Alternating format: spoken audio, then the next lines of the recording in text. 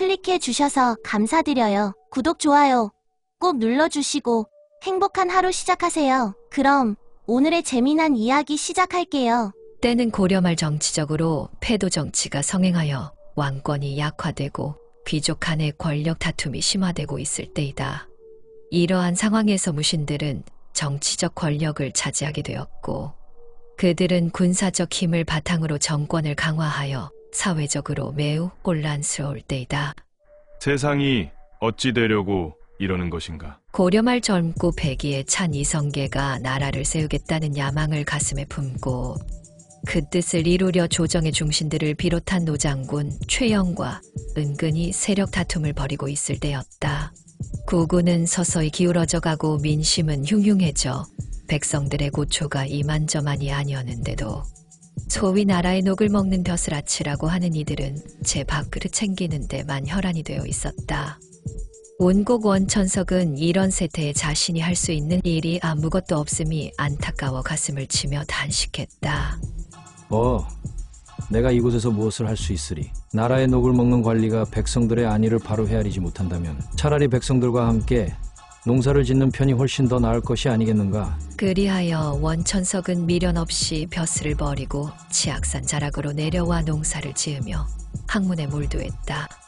원천석은 학문이 워낙 뛰어났던지라 내로라 하는 집안의 자제들이 그에게 학문을 배우기 위해 찾아왔는데 그 중에는 이성계의 아들인 이방원도 있었다. 원천석은 이방원을 제자로 받아들이기가 그리 썩 내키지는 않았으나 이방원의 사람됨됨이가 반듯하고 또 학문의 조예가 깊음을 알고 허락했다. 아비는 비록 권력에 빠져있다 하나 방언이는 그렇지 않을 게야. 원천석은 그렇게 생각하며 이방원을 열심히 가르쳤다. 그러나 훗날 원천석의 기대와는 달리 방언은 아버지 이성계가 고려의 충신들을 제거하고 조선을 개국할 때 공로가 제일 크고 높았다. 이 소식을 접한 원천석은 씁쓸해한 마음을 숨길 수가 없었다. 내 방언이만큼은 그렇지 않으리라 믿었거늘? 세상은 하루가 다르게 무섭게 변해갔다. 이방원은 왕자의 난을 2번이나 일으키고 왕위에 올랐다. 내가 잘못 가르쳤구나. 내가 잘못 가르친 게야. 이런 소식을 접할 때마다 원천석은 이방원을 제자로 받아들였던 자신을 책망하며 더욱더 세상을 등지고 살았다. 한편 왕위에 오른 태종 이방원은 그 옛날 스승이었던 원천석을 잊지 않고 있었다. 스승의 고매한 인품과 높은 학문의 경지를 잘 알고 있는 그는 이제라도 스승을 모시고 정사를 의논하고 싶었다. 태종은 스승이 집거하고 있는 치악산으로 신하를 보냈다. 운곡 선생, 전하께서 지금 당장 선생을 모셔오라는 명을 내렸사옵니다. 하오니 어서 채비를 하시어 어명을 받도옵소서. 한양에서 내려온 신하들은 원천석에게 허리를 굽히며 말했다. 그러나 원천석의 입에서 나온 말은 뜻밖이었다. 여기까지 오시느라 고생이 많으셨어. 하지만 고려 왕조를 모시던 몸이 어찌 새 나라의 임금을 모실 수 있겠소? 돌아가 나는 갈 수 없노라 아뢰시오. 신하들은 어명을 받들기를 2번, 3번 권하였으나 원천석은 이를 거절하고는 방으로 들어가 문을 닫아버렸다. 신하들은 하는 수 없이 돌아가 태종에게 원천석의 말을 그대로 아릴 수밖에 없었다. 태종은 스승의 뜻을 이해하지 못하는 것은 아니었다. 그러나 그대로 두기에는 너무나 아까운 인물이었다. 태종은 계속해서 신하들을 보냈으나 매번 거절당하고 말았다. 스승님께서는 어찌하여 이다지도 제자의 마음을 몰라주신단 말인가?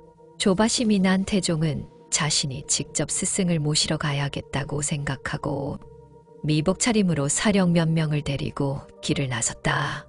하지만 태종이 치악산에 도착했을 때는 원천석이 그 소식을 듣고 먼저 자리를 피한 뒤였다. 텅 빈 집안에 앉아 잠시 생각에 잠겨있던 태종은 밖으로 나와 주변을 살펴보았다. 스승의 흔적을 찾아 이리저리 두리번거리던 태종의 눈에 시냇가에서 빨래를 하고 있는 노파가 보였다. 태종은 노파에게 다가가 물었다. 혹 여기 사시는 운곡 선생이 어디로 가셨는지 아는가?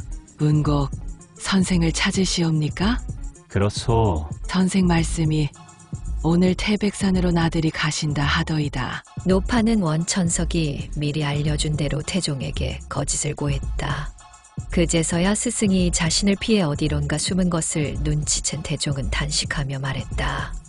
그렇게도 이 미련한 제자를 받아줄 수 없단 말씀이신가? 태종은 그래도 그냥 돌아가기가 아쉬워 근처 바위에 걸터앉아 스승이 나타나기를 기다렸다.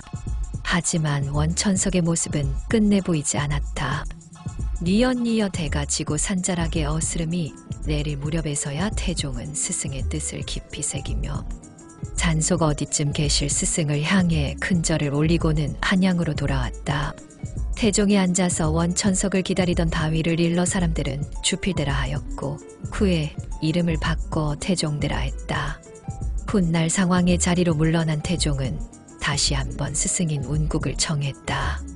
더 이상 거절하기 어려웠던 원천석은 태종을 아련하기 위해 입궐했는데 일관이 아닌 하얀 상복 차림이었다.